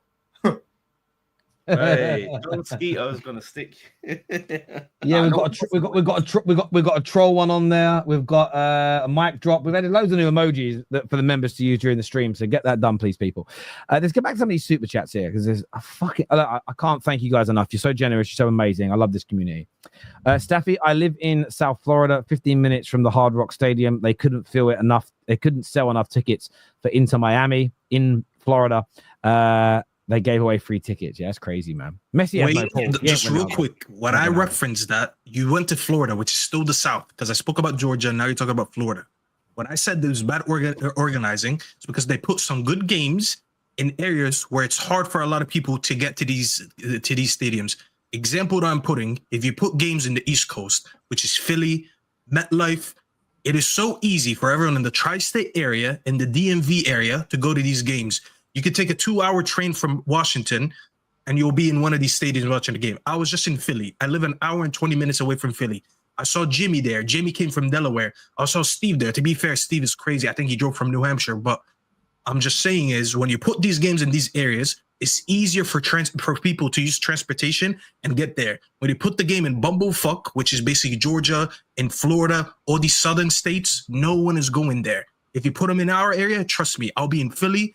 I'll be in MetLife. I'll be anywhere, bro. I'll be in Washington. I'll be in any of those. War, North versus South. What's going on? So, because the East is so close, Lawless. Like I can drive an hour and a half from each side, and I'll be in a different state. I'll be in New York. I saw a guy from Connecticut at the game, and then I saw a guy from Delaware, and then I saw a guy from Jersey. It's everywhere, bro. You can drive either direction; it will be somewhere. I'll be in 2 hours. I'll be in Connecticut. I'll be in New York. I'll be in Washington. I'll be in Pennsylvania. This area is crammed up. You can take a 2-hour train and you'll be anywhere. And this is why the stadiums fill out here a little bit more. You put it on a weekday, a work day in Georgia or a work day in Florida, bro. No one's going there. No one's going there. Maybe their employment rate's higher than. Maybe. This year says there is a real problem. Staffy poops his pants on this stream. Probability is very high. The sad part is that you thought you cooked with that super chat. You spent $5 to talk about another man shitting himself. Great. Yeah, that's the miss. What a great. What I also find funny is when it comes to us, it's always worst case scenario. Will Zubimendi adapt? I never hear these questions about Verts, Reinders, Cherky, Frimpong. Everyone else assumes they'll bang. It's fair. Okay, but it works both ways because Arsenal fans is always best case scenario, right? As we referenced before, every signing, even Sterling. Well, Igal does that, doesn't he? No, but a lot of ours, not just Igal, it's a lot of them. And a lot of the people that are in this chat, they're the type of Arsenal fans that for them it's always best case. Odegaard has one bad season and now he's not an elite player. Rice adding Zubimendi, very good midfield. Why is a backup midfielder such a big issue? Is from Tevin. This is maybe I'm slow, but I'm failing to understand the point explained logically. Why would you replace someone who's played 700 minutes with a needle mover? Explain. I think I've explained enough. I'll just be repeating myself for like the 10th time. I think we already at this point, if you agree with it, you agree with it. If you don't, there's no point of talking about it again. We've been here for over an hour. Arsenal's midfield is much better than Chelsea's. That we put our back up 8 at striker and almost got as many goals as Jackson in the Premier League. Is what Tevin says here. So he's talking about Mourinho moving up front, but then he wants to link it back to the midfield. The Portuguese press are saying that Amorim warned Mourinho about Sancho and now fear he doesn't want him anymore. That's just cap. That's just bullshit. Amorim didn't even coach Sancho. He didn't even see him. Yeah. Doesn't even know. Why would Amorim do that? Like, Mourinho, don't buy him from us. I don't want money. Shut the fuck up. And again, if that deal goes through, because there's a thing with his salary at the minute, but if he goes through, then that Chelsea little 5-back, like I always said, will work out quite well. It means we end up getting 30 million rather than 25. Happy days. Thank you, Jaden. Good luck with your life, bro. I think he should go Turkey. I think he'll kill it over there, by the way. Don really just wanted to feel included. Include me, my midfield. Hey, man. What can I say, man? You know what I mean? By the way, when we all go out with Don next, we better make sure we don't leave any hot lights on because that man's going to fly straight into one. Do you know what I mean? If Arsenal had Eze as 10, Odegaard as 8, and Rice as 6, could they win the league? There's 10. Where's the striker? No, he's just talking about the in the number 9 position. Sorry. All right, well, I guess that's Marino then. I guess that's Marino or Havertz. So no, they're buying a striker, aren't they? Come on, they're getting Sesko. We're going by this imaginary scenario because they don't have Eze. Hang on, so if Arsenal just play with these 3 players, I predict they lose every game. Yeah, are we really going to be that disingenuous? Come on. But he's asked us a question, so we're going by that. If he wants to go and add what striker, who's the striker? Well, on that, the report in the Mirror this afternoon from John Cross, who's a little hit and miss, but gets a lot of Arsenal stuff right and early, has said that he has agreed with McBell and Jacobs that Sesko is number 1. So we will see. I'm hoping, man, because we've got to get. I want United to get Gyökeres. Fans, sorry, we've done that super chat there. Thank you. Don doesn't seem to understand that it's impossible to have a better. Already done that super chat. My apologies. It's amazing. That with a totally dead midfield, no striker, Saka out all season, and a fraud manager, we finished 2nd last season. No one said that. You just want to validate yourself. Not a single person said it's a dead midfield. They love that. I think it's needed. I think it's individuals. I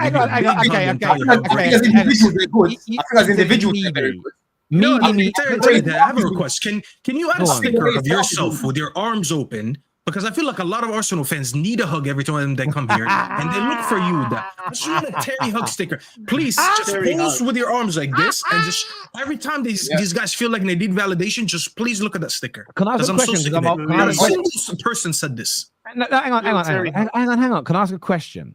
When someone says a player or midfield is meaty, does that not mean bad? Yeah, I think they're. When did I say that? No. I think they're midfield. I think he's responding to Don. He's saying their midfield is meaty. They have no strikers at the club. And they have a fraud manager. If all that's true, how are they coming second? What I'm saying. I think the way Mikel Arteta sets up that midfield is meaty. I don't think Rice is a bad player. I don't think Odegaard is. I know he's been off form. I don't think he's a bad player. Partey for me was still. He still had the legs to do something with Rice next to him. I just wouldn't set up their midfield the way he does it. Yeah. There we go. That's the explanation. Okay, I've never watched Zubimendi because you've never watched Zubimendi because you're chatting nonsense. That was at you, Staffy. I think maybe me. Do you know what? Yeah, respect to Sage Way, right? Because he does super chat a lot, but he's always fighting for his life in these super chats. He like defended Arsenal with every breath. So keep it coming, man. Yeah, listen. I didn't want Zubimendi, but I wanted him at United last summer. Carlos Wayne, I don't know what to tell you. Like, I don't know what to say, man. How can I not watch a player if I said I wanted him? Sorry, I am adding a hug emoji right now. I'm just making it. So yes, the Terry hug. I want people to see Terry and hug Terry every time something bad happens at Arsenal. Oh, let me go to the terrace. Oh, Terry's gonna make me feel validated. Sticker. Hug. Kiss. Wayne wants the Terry hug. He's one of the Arsenal. All these Arsenal fans, and not all. You know what? Wallahi, attention. Make merch of like those little pillows, stuffed pillows. And it could be Terry with little arms out, and they could just hug Terry. What, the squashmallows? So the squashmallows. My kids have them. Yeah, that's what you need to do, bro. That should be official merch. Just you there, hugging Arsenal.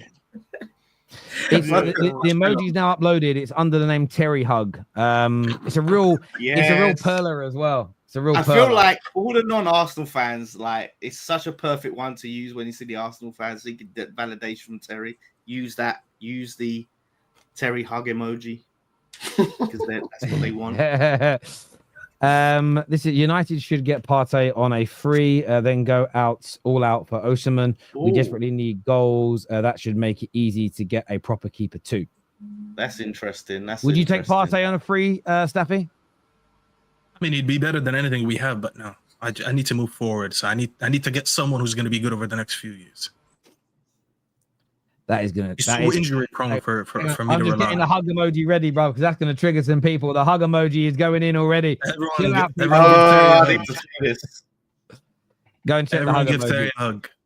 Maybe I'm slow. Sorry, I already done our super chat. There, Terry Bear. Terry Bear. That's actually quite funny. Actually, that makes me even more sense. For an Inter Miami match with Messi, Staffy. Yeah, how am I going to talk about Florida again? I already explained. Messi would sell out New York before he sells out Florida. How about that, bro? I'll tell you that. Put Messi in fucking MetLife, and I promise you, we sell more than Hard Rock. Who gives a fuck about Hard Rock? Maybe. Terry, only top dogs get hate on YouTube. Listen, it's wolf to offer ducked back. The only time it would ever become problematic is if anyone ever tried coming to my house or face to face, because then it's a different world, isn't it? I don't want him, Sesko, but the lap should score more. Yeah, would you bet if you're more creative than Arsenal, if they sign Sesko and you have the lap, I'm sure you then, Don, you would predict that the lap will outscore Sesko. Yep, exactly that, bro. Oh, exactly that. Do you all rate Nick? Whoever that is. Vote is that me. The guy that's the 9 foot tall? He's signed for Bayern, yeah. 9 foot tall. Did you see the messages in the group earlier, Terry, from Matty? I didn't know what it was about. It was about this guy. Okay, right. Okay, yeah. I saw something. I was laughing. I was about to go live. I didn't. We've been linked to this guy early on, yeah, and obviously unknown guy. No one really knew about this guy, right? And a lot of Chelsea fans were cooking it once again because it's like, who the fuck is this? He was one of them. He put it in the group, right? Then all of a sudden, now that Bayern are trying to buy this guy, he's talking about our joke of a board. And I'm like, why are you even criticizing the board? You should be celebrating this because you didn't want this guy. And that's what they do, bro. You know what I mean? That's what they do. As soon as these guys with little names and that start to pop off or bigger teams come, that's when they start to rate them. When Chelsea come, they're nah, fuck that. Yeah, I did. Yeah, and I hear you on that. You can't say I don't want him and then moan when you don't. But again, this is what people with agendas sometimes do. They'll moan about the links, then when they don't, I see this in the Arsenal fan base, and the Man United one, and you must have seen this as well, Staffy. We get linked to Zaire Emery. No chance we're getting him. Stupid. We get linked to Lee Catamol. Why are we going for media players? Go for the better ones. It's like whatever you do, people that are upset and angry want to be upset and angry. I think there's not much you can do. Like, this is why I'll never form my opinion based on what people tell me. I was actually talking about Zaire Emery yesterday. I said I don't think United would get him. I think it would be a great signing, but I don't think United would get him. The chat said, "Oh, but why do you want to sign a 19-year-old?" You probably are the same people who criticize Arsenal for signing Norgaard, and it's a 31-year-old. I was like, so hold on a minute. Arsenal get a Premier League proven player at 31. They catch heat. United want to go for a 19-year-old from a team that just won the treble, a French international, and you're saying, "Oh, but he's unproven in the Prem and he's young. Why go for him? I don't care what people say, bro. It's just the same buzzwords that everyone uses. Oh, he's too young. He's inexperienced. He's never played in the Prem. Please. City signed everyone from outside the Prem. Who did they sign from the Prem outside of Nouri? Sturkey wasn't in the Prem. Reinders wasn't in the Prem. I'm pretty sure if I go look at the last decade of signings from City, the only ones that I can remember that have been big signings that they signed from the Prem outside of Nouri this summer is what? Grealish, Sterling, and I don't know, John Stones, Walker. That's 4 signings in the decade. Look at everyone else. KDB wasn't from the Premier League, and that's been their best signing. Rodri wasn't from the Premier League, and that's their best signing. So many players. Diaz, the captain, wasn't from the Premier League. Their goalkeeper for a decade, Ederson, is not from the Premier League. People just say the same shit all over again. Buzzwords. No, I agree. I hear you. Mahrez and Ake were from the Premier League. All right, see, but still, like, it just proves my point. Like, there's a lot more from outside the Premier League. Like, if you do, I'm pretty sure this. If you do a ratio, I think it will be 30% Premier League, and I'd say 70% from outside the Premier League. Let's have a little look. Let's go to all Man City transfers, right? Let's go. How far back am I going? Just do the past decade. Like, I just want to see, like, okay. Actually, so this decade is a lot. Okay, so a good decade. So, well, there's a few. So, for instance, the go back. So they bought in 2015. They signed for actual money. They signed 5 players. One was Raheem Sterling from Liverpool. One was Delph from Villa, and then it was one from Wolfsburg, one from Valencia, and then they bought a guy called Patrick Roberts for nearly 10 million from Fulham. So, sorry, 5 signings, 3 from the Premier League. So let's just add Patrick Robertson. Who the fuck is that? I don't know. They spent 10 million euros on him. So that's 3. We'll add these up as we go. The next year, they bought They signed significant signings. We'll say above sort of that 10 million mark. They made 1, 2, 3, 4, 5, 6 signings. Only one of them from the Premier League, and that was John Stones. But I need to also make a list of how many signings in total, so we can work a percentage out. So we're on 6, so on 4 from there, 6 plus 5. So it's 11 signings. So far, 4 were from the Premier League. The following year, 1, 2, 3, 4, 5, 6, 7 signings. So plus 7, so it's 18. Only 1 from the Premier League, and that was Carl Walker. So we're now on to 5. The fact that you're reading all this out, you're saying 1, and then the following year they only signed 1 player, and that was Mahrez from the Premier League. So that's 3 in 3 years. What do I know? I will take. Yeah, let's just move on, bro. I want too many debates today. Let's just move on. Yeah, the following year they signed no one from the Premier League. Following season they signed 1 out of 3 from the Premier League. So 1, 1, 1, 0, 1. Well, percentage-wise though, and then it's another year they signed only 2 players in that summer. They're both from the Premier League. Which is why I said it's probably 30%, which is looking like it so far. Then they signed, obviously, Phillips from the Prem. Then they signed Nunes and Kovacic from the Premier League. Last year, they didn't fucking sign anybody until the January. I know they got Gundogan back on a free, to be fair. And then this year so far, 2 players. Well, no, 1 player. Belletti. We're not going to count the backup goalie, are we? I don't care about these small signings. I'll separate that because I'm not talking about Kepa either or anyone like that. I think backup goalkeepers should be out of these conversations, man. It's crazy when people go mad on them. So 1 in 3. So decent amount, not low, not like 80-90% though. But the majority is outside the Premier League, which I'm trying to say, because you can do the same thing with Liverpool. We won't spend time doing that. Look at the signings so far. Only Kirk is from the league. But what would be interesting is to look at what percentage is from which league. So yes, you might always have a higher percentage from outside the Prem, but I'd love to sit there and work out which league do the majority of their players get bought from. That's probably a better study, if that makes sense. Yeah, sure. Because what I'd like to check is the teams that are winning, whether Liverpool and City buy higher percentages from the same leagues, whereas teams that have done shit, are we buying too many from Portugal or too many from Italy while they're doing more Prem and Germany and La Liga? That's probably worth looking at. Sure. And it gives you a better idea of how many players actually end up being busts coming from this league, because we talk about the Portuguese league, doesn't have a real conversion rate. Bundesliga, same thing. You can look at these and study that. My point is that a lot of our clubs over the years have signed a lot of players from outside the Premier League more than the Premier League. And that's just a thing. This is why the whole Premier League proven thing, it's a good addition to have someone who's actually done it in the league. but it's not a main criteria when our clubs do that. If that was the case, why the hell did we sign Ruud van Nistelrooy from the Dutch league and he ended up coming here and being a Golden Boot winner? We would have never had Cristiano Ronaldo in the league if we never went for him. And he was from Liga NOS. You can't just buy Prem. You can't just buy Prem Proven. I think where Prem Proven does work is it has a bit of a double-edged sword. For instance, if you look at all the players being taken from Brentfords and potentially Bournemouths and all these teams this summer, there is a chance you weaken those sides that can build good teams. But I hear you.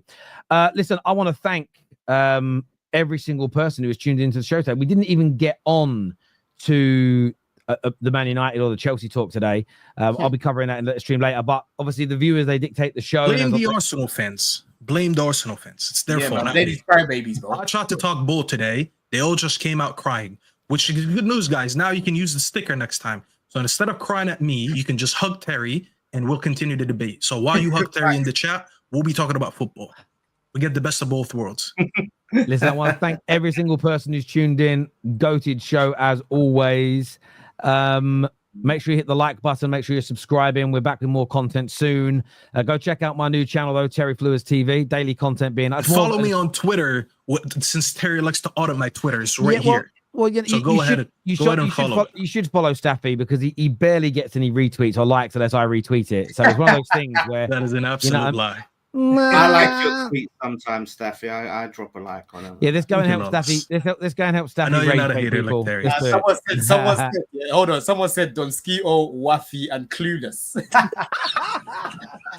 Also, I'm the only one who got a W. I want to show you boys as well. I got this sent to me. Do you like this? That's the brand new Premier League ball for next season. They sent me. That looks tough. I can't lie. Puma and that sent me a little an official ball before it's been released. Puma sent that to you, yeah?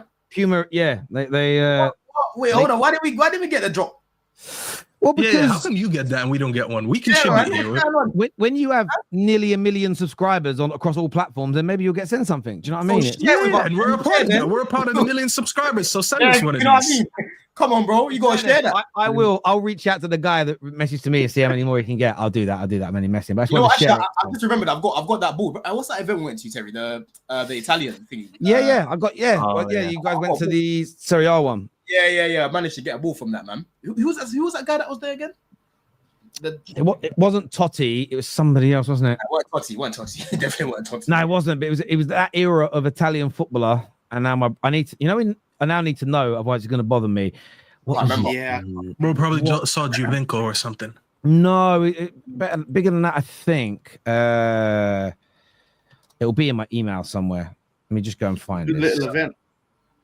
Yeah, I could not remember. If I saw a legend, I'd remember it. Bro, I was too young those days when he was playing Italian football. Oh, it's annoying me. Where was it? Because they sent me all the stuff. Hang on a second. I don't remember now, but he was a decent player. I didn't go to it. That's why I couldn't. I had something on that day, and I couldn't get there. Oh, that's an interesting one. Listen, I want to thank everyone who's tuned in. Hit like button, subscribe, and we will see. Actually, I'm gonna. The audience want to know because I invited members of the Terrace went. So we opened it up to our members as well, and I must have posted it on the members community page, which means it will still be because I've got to work it out now. It's gonna fucking annoy me if I don't. Let me go to the members page. No, that's not the one. God, I fucking I mean, it was me, Don, KJ, Giuseppe, when. Giuseppe should know. He's Italian. He'd know. I don't know where he is. Since he had a baby, his fucking priorities were all wrong. He's barely around. Do you know what I mean? His priorities is right. Yeah. It's a joke, everybody. That was a joke from me. I need to find it now. Where is it at? I didn't realize how much stuff I posted on my bloody community board over the last year. Here we go. Found it. Christian Vieri. Oh, Vieri. There we go. He was a player. You should remember Vieri. That's Italian legend there. Yeah, it was like 8 months ago. That. Yeah, the famous one. What was the jersey number? 1+8, something like that. And we didn't meet him anyway. He was just over, and loads of the Italians were crowding him and stuff. Those Italians are crazy, though, man. They were getting lit. Yeah, they were loving it. Yeah, he was serious, man. He was serious. Listen, boys, thank you all. Everybody else, thanks. And we'll catch up with you all very, very soon. Cheers, people. Bye-bye.